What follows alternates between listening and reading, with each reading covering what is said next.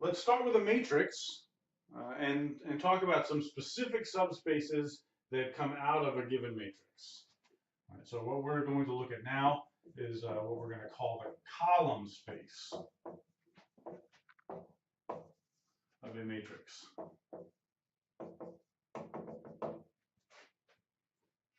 Okay, so given matrix A,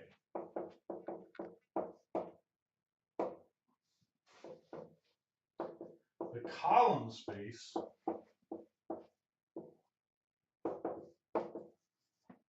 is the set of all linear combinations of its column vectors.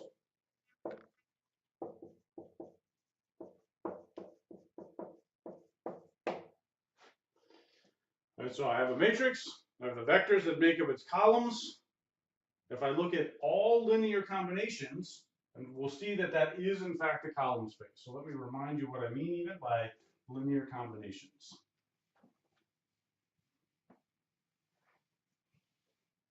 So recall, if I have vectors v1 and v2 and v3, a linear combination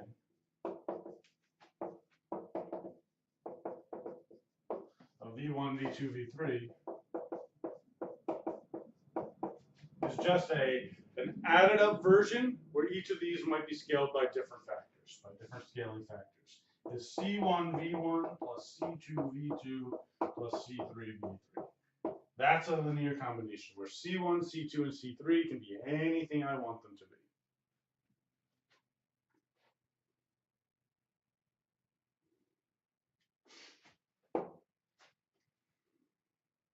Okay, so let's see, why is that in fact a subspace? If I take linear combinations of vectors, why is that a subspace? All right, so my claim is that for any set of vectors,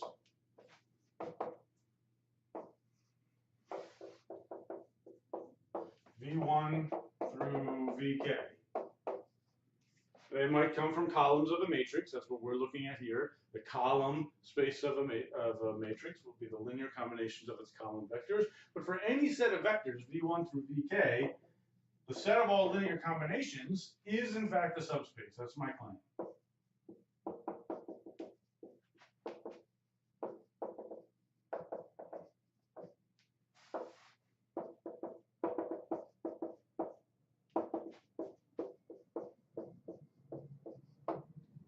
So this is the set of all C1 V1 plus C2 V2 plus all the way to CK Vk. That's what we're looking at. But 0 is certainly in here because I'm allowed to dial these C1s and C2s to be anything I want. So I can set all of the C1s through CK to be 0. So if every C1 through CK is 0, well then that's a linear combination of these vectors, and I get the 0 vector back. 0, let's call this H. So the set of all linear combinations, let's call that H. Then 0 is in H because I can let C1 to be C2 to be all the way to CK. I can set them all to equal 0.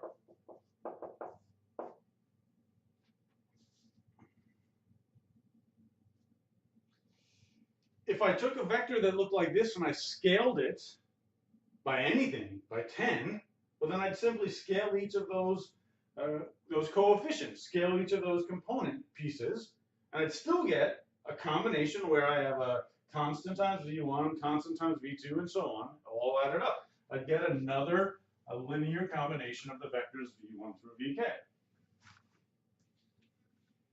So it's also clearly closed under scaling.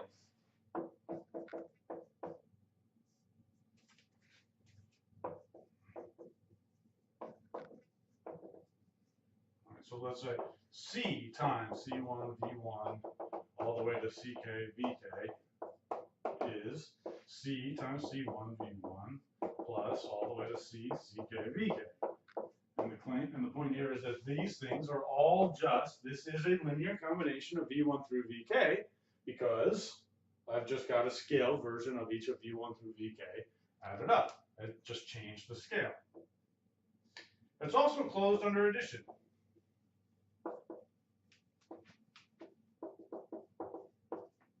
Because if I took two of these things, if I took C1, V1 plus all the way to CK, VK, and I added this to another linear combination, let's call it D1, V1, all the way to DK, VK. Then what I get is C1 plus D1, V1, plus all the way to CK plus DK, VK. And that's another linear combination of V1 through VK. So it's closed under addition. And so in fact, all three of the definitions, pieces of a subspace are satisfied. I can say H is a subspace.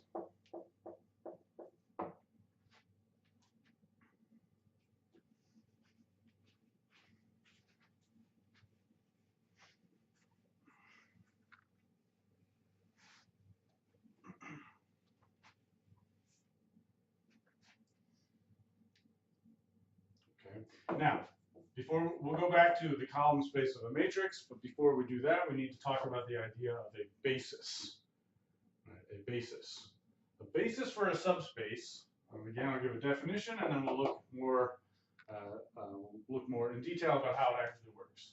A basis for a subspace H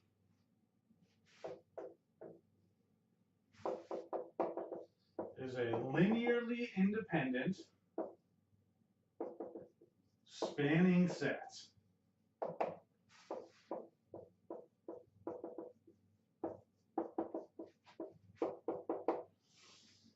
Remember, a spanning set is a set of vectors which makes H. So if I looked at a whole bunch of vectors and I look at all possible linear combinations of those vectors and I get to H, then that's a spanning set. Okay. So here's a couple of ideas. So let's let H be the span, that is the set of all linear combinations of the vectors 1, 2, minus 1, 0, 1, 3, 1, 1, minus 4.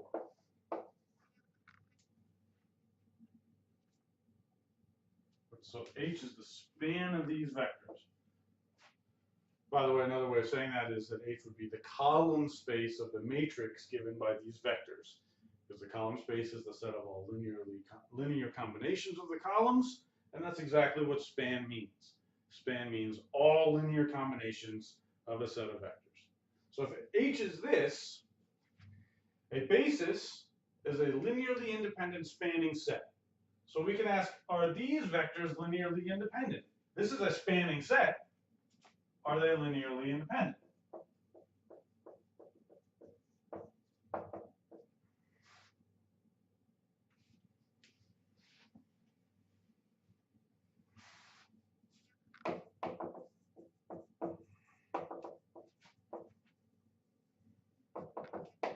Well, let's remember how we answer that question. We make the matrix, and we row reduce. So let's just, so break out your calculators, and I'm not going to put this on the screen, but I'm just going to make this matrix and row reduce and see what I get. So this is a 3 by 3 matrix.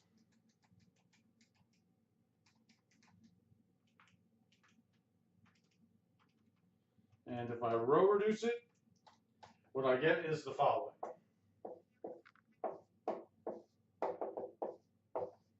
So that's the reduced row echelon form of that matrix. In order to be linearly independent, we need to have a pivot in every column. So this is a non-pivot column. We have no pivot. So they are not linearly independent.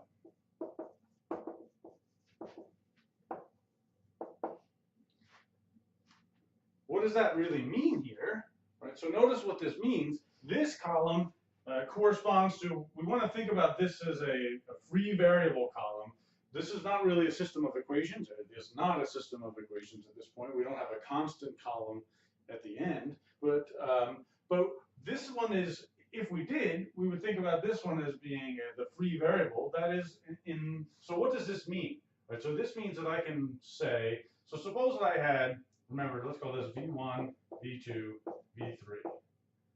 So suppose I started with the vector equation C1 V1 plus C2 V2 plus C3 V3, and I tried to get it to be equal to 0. To be linearly independent, the only way to make that happen is if C1, C2, C3 are all 0. Right? But we discovered that that's actually not the case. So that's the same thing as looking at the matrix equation. V1, V2, V3 multiplied by the vector C1, C2, C3 to get the 0 vector back,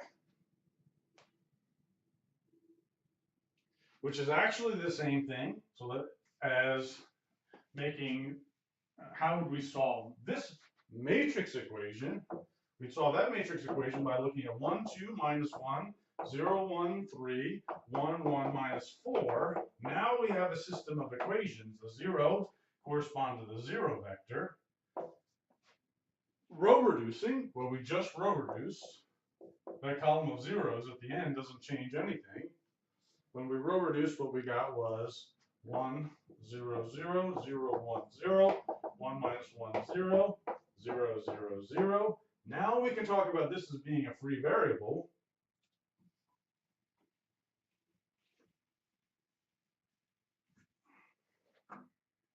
Which means what we get is that we actually get, since we have a free variable,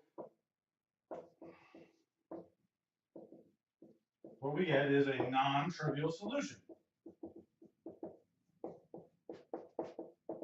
Which is to say that C1, C2, C3 are not all 0. So in fact, these are not linearly independent. But remember what that means. What it means to be linearly independent, or let's look at it from the other way around. What it means to be linearly dependent is that you can make one of the vectors as a linear combination of the others.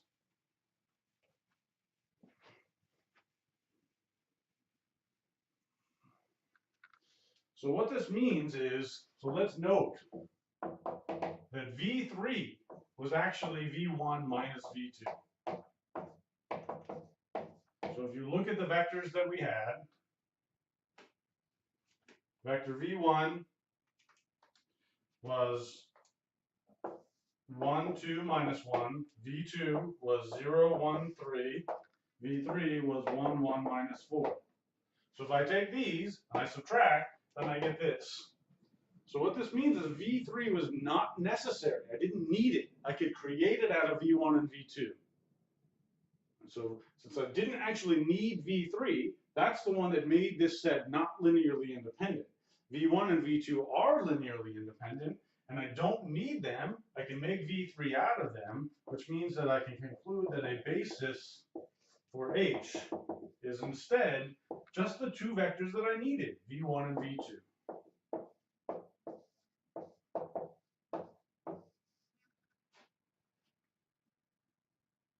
I don't need the third one because I can make it out of the first two. And I don't need the third one, and I know it's the third one that I don't need because that's the one that corresponded to a non-pivot column. Right, so these were the pivot columns. The ones that are not pivot columns are the ones that correspond to free variables, which means I actually don't need them. I can make them out of the others. The other ones are linearly independent.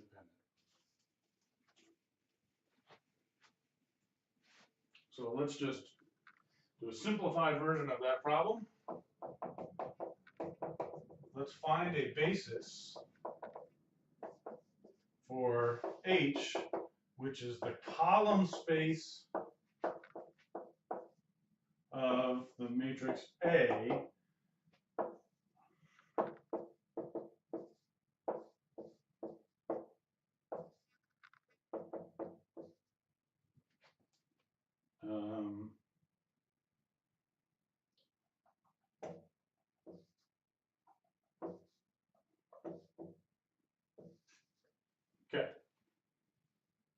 here's A.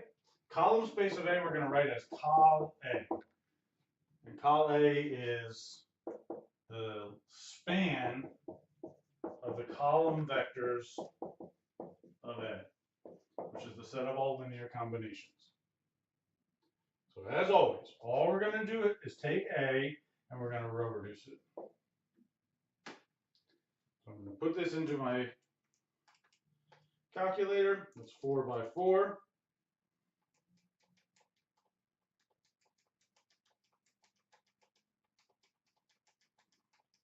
And then I row reduce. And this is what I get.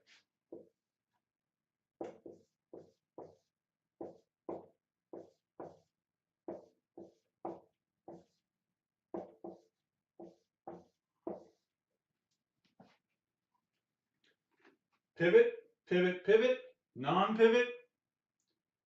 The basis for a span of a set of vectors is all of the vectors that I actually need. So I don't need all of these because I don't have a pivot in every column.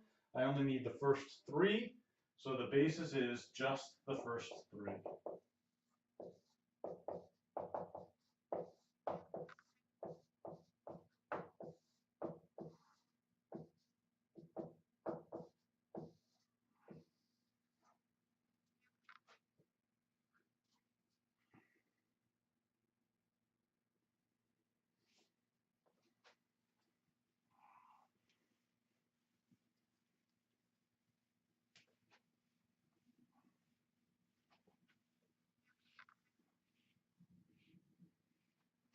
All right.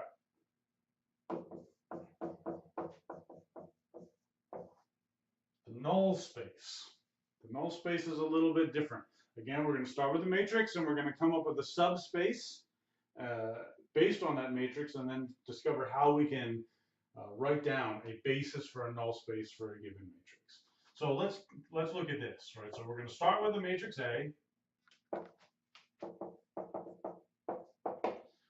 Let's consider all vectors x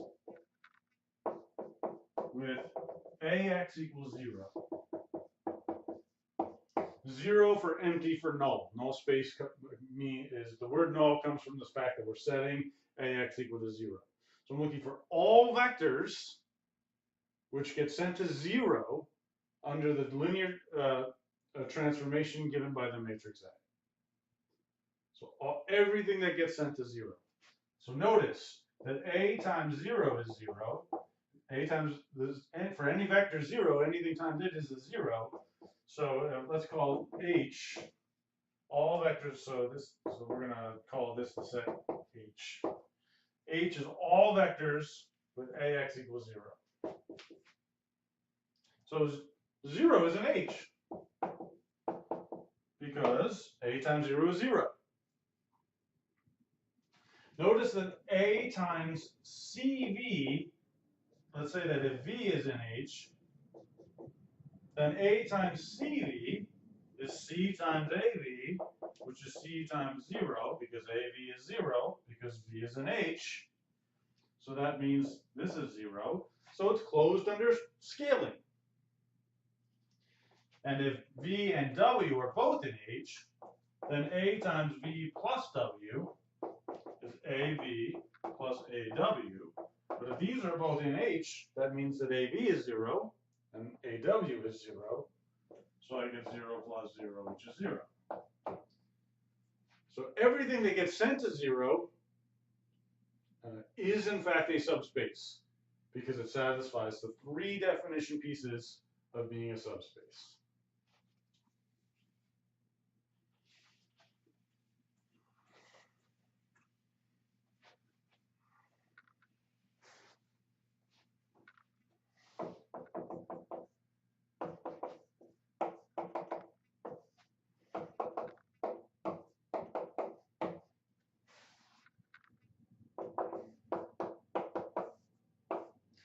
Okay, so if I'm going to be looking at A times X, let's think about what the dimensions of X should be. But since this has two columns, remember whatever X has is to match exactly up to these numbers, so I better have 2 entries here.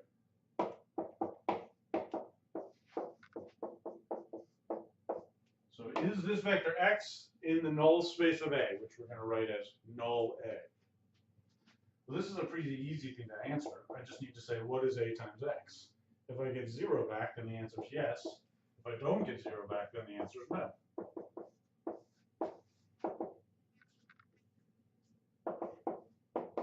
Well, let's just try.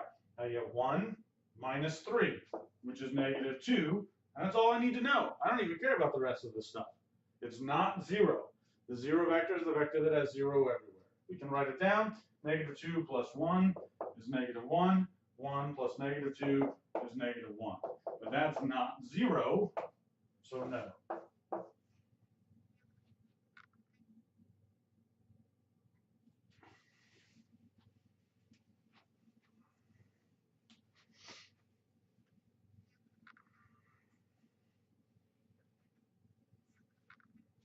Okay, so let's do better than that.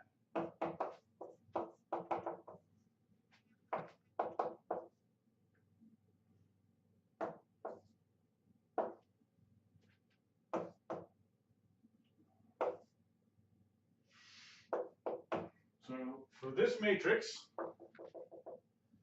let's find a basis for the null space of A.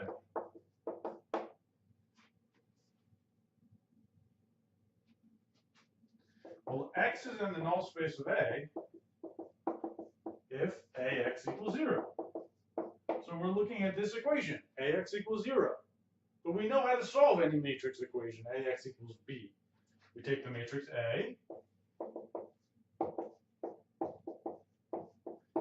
we include the matrix B as the constants, and we row reduce. So let's just do that and see what we get.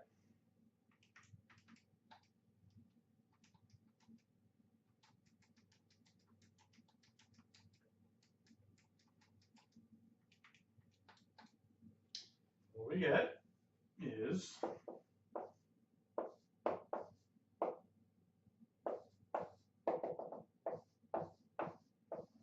the following result. So if I wanted to just describe, so I could have asked this question a bunch of sections ago. Describe all solutions to this system of equations. And let's take that and describe it in parametric vector form.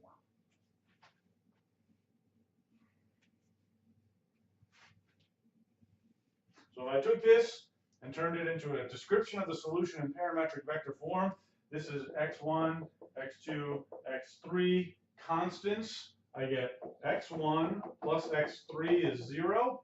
I get x2 plus 2x3 is 0. And I get that x3 is free. So let's call that t. x3 is our free variable. This is consistent because the bottom doesn't read something like 0 equals 1. So that tells me that x1 is negative x3, which is negative t. Tells me that x2 is negative 2t, and x3 is t, which means that the vector x, which is x1, x2, x3, is the vector negative t, negative 2t, t, which is t times negative 1, negative 2, 1.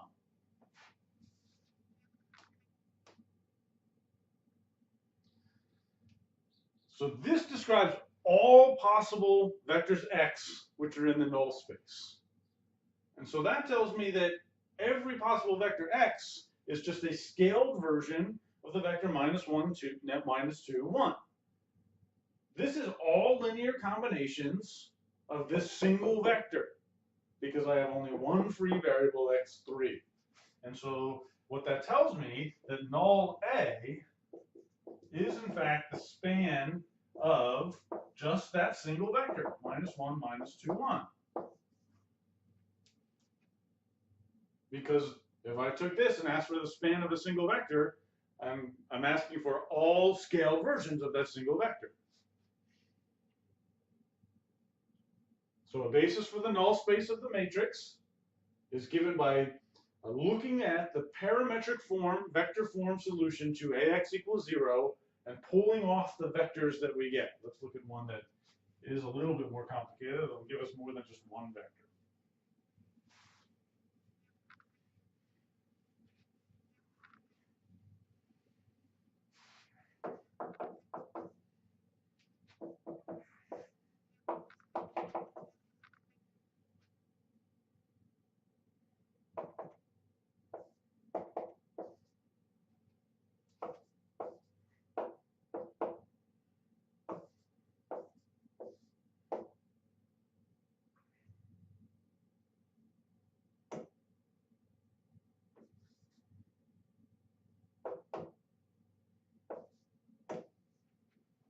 Okay, so here's our matrix A.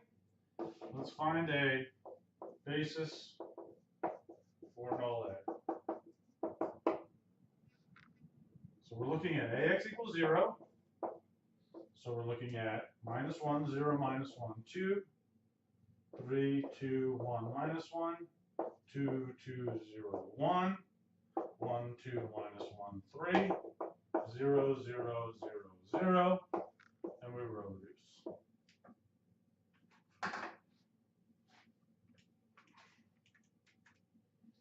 So we'll just simply put our matrix in. That's 4 by 5.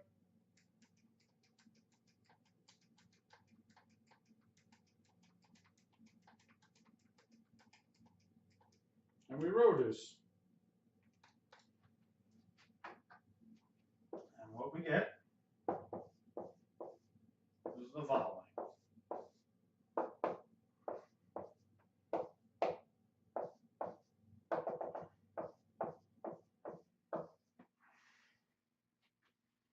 So now we're going to have two free variables. Free variable, free variable. Let's continue and write our solution to AX equals 0 in parametric vector form. So this is x3, this is x4. So we see that 1x1 plus x3 plus 2x4 is 0. And x2 is plus x3 plus x4 is 0. And then x3 and x4 are free. So that's called x3t and x4s.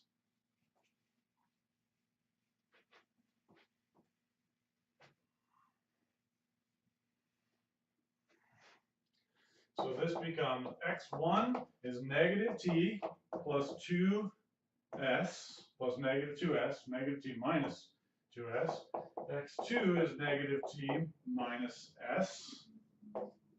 x3 is t, x4 is s. So x is x1, x2, x3, x4 is minus t minus 2s minus t minus s ts. When I write this in parametric vector form, I need to break it apart. Each free variable will correspond to a single vector. So I need a t times the constants that belong with t, -1, -1, 1, 0. There's no t at all here. Plus s times the constants that belong with s, -2, -1, 0, 1. But again, x is all vectors which satisfy AX equals 0.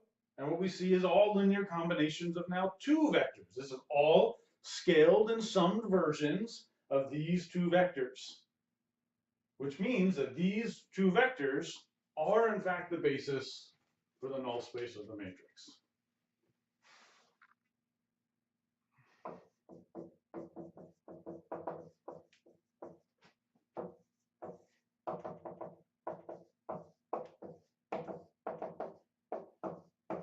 So these form a basis.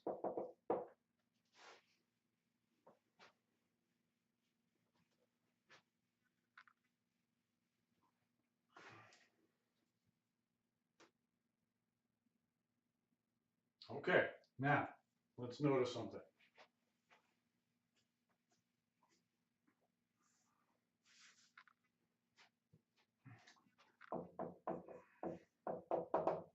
So the number of vectors that showed up in the basis for the column space of A.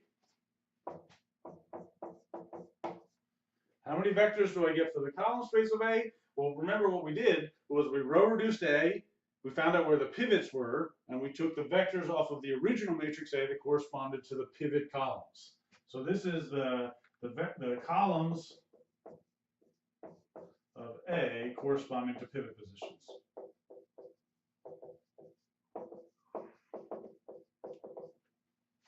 And the null space of A, well, it's not the columns of the original matrix A, but how many of them do we have?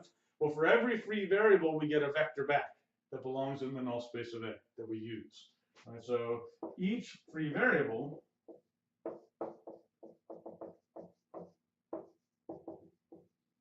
gives a vector in the basis.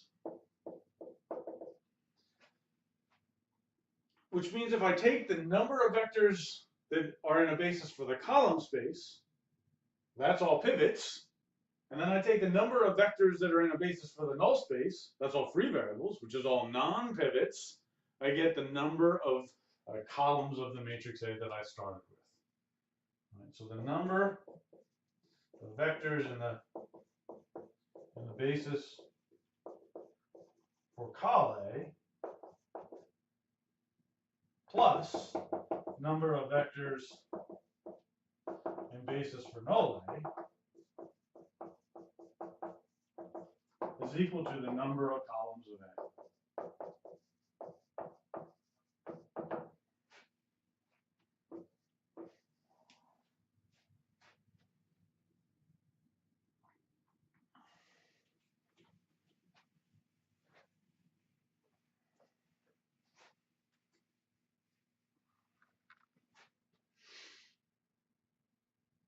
Okay.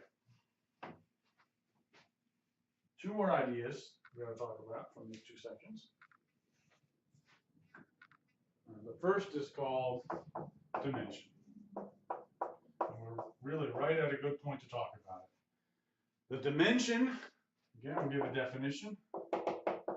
The dimension of a subspace is the number of vectors that it takes in a basis.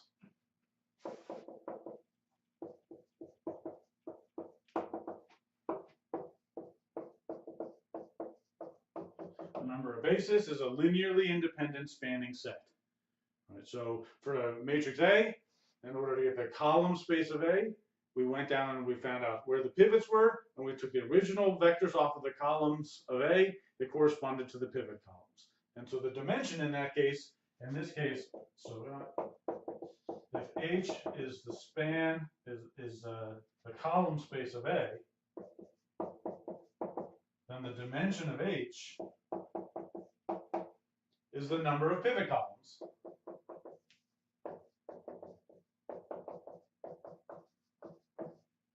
Number of pivots.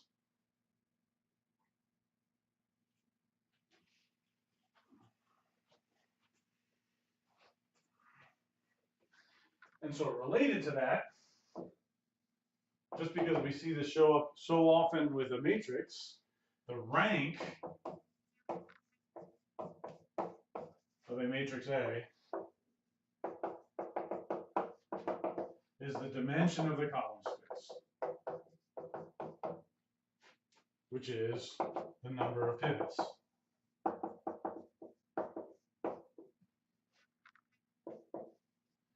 And the nullity of A is the dimension of the null space, which is the number of non-pivots.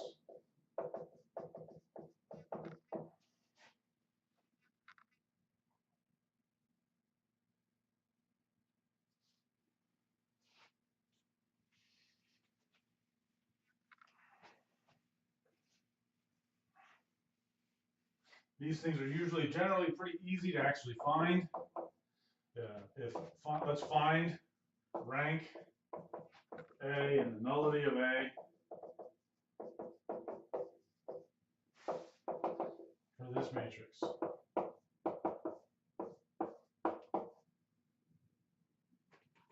Okay. So all we're going to do is row reduce the matrix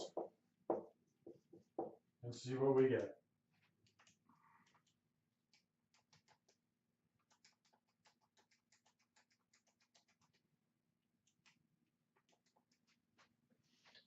reduce this matrix, this is what I get. Remember, I haven't added a column of zeros here, so this is okay. This 0, 0, 1 does not mean inconsistent because I don't have a system of equations here. This is just a matrix that's been row reduced. But so where are the pivots? Pivot, pivot, pivot. 3 pivots. So rank A is 3. Nullity of A is the number of non-pivots, which is none here.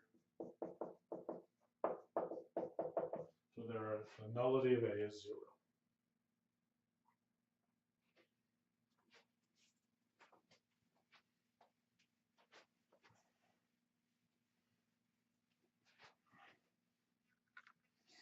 Which means we can add to our understanding of what it means to be an invertible matrix. So we made a big long theorem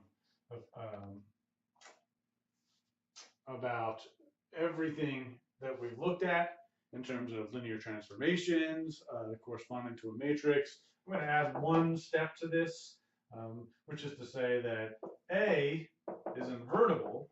Remember that A is invertible if it has a pivot in every column, if it row reduces to the identity, if its linear transformation is 1-to-1 and onto, all of these things put together. But if it row reduces to the identity that it has a pivot in every column, which means its rank is the rank of A is just as big as it could be. So A is invertible if and only if, so let's say that it's square, right? A square matrix A. So that's the only way it could be an invertible. So let's say that it's n by n. So square n by n matrix A is invertible if and only if its rank is as big as it possibly could be, which is n.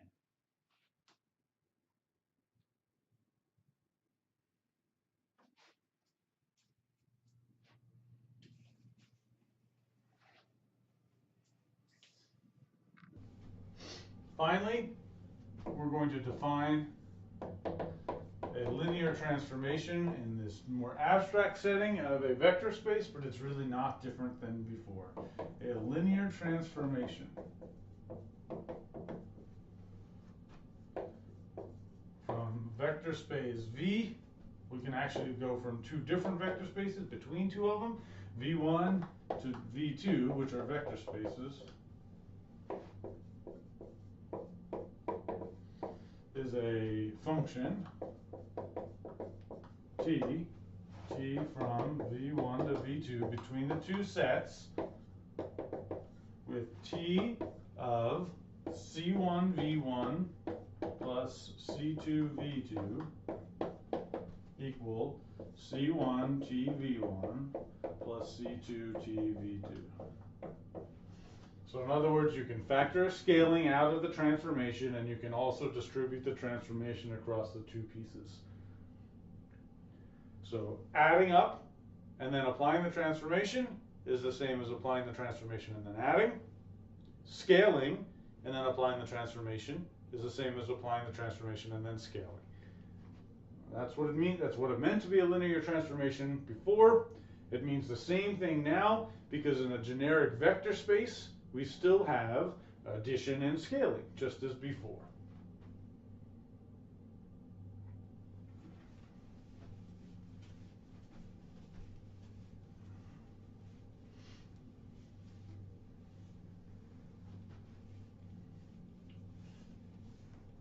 Okay, so let's just end this section by recalling a few basic facts about the column space of A and about the null space of A.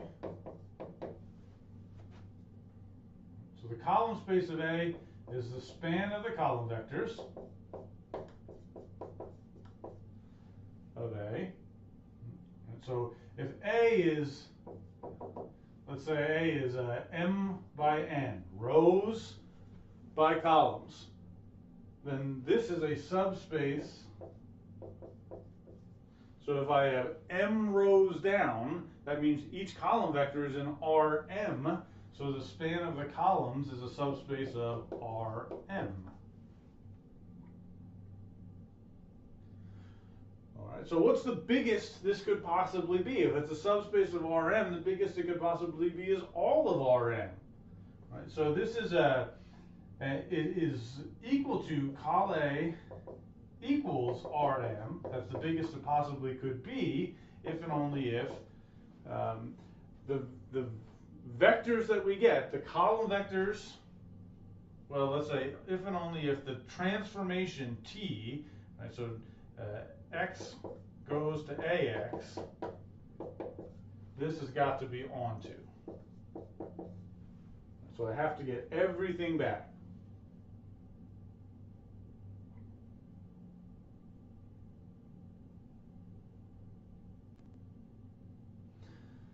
Another way of saying that same thing is to say that ax equals b always has a solution.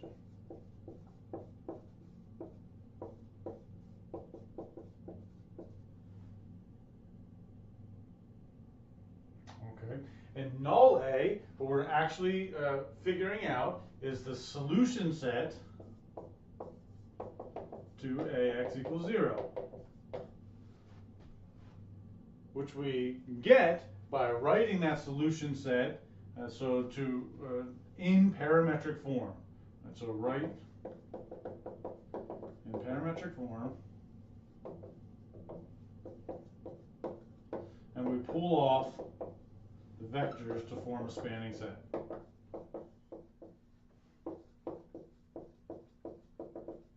All right, null A, if A is m by n, well then, in order to be in null A, I need to be a vector that I can multiply by A by, so the vector has to match the number of columns, and the number of columns is n, so null A is a subspace of Rn.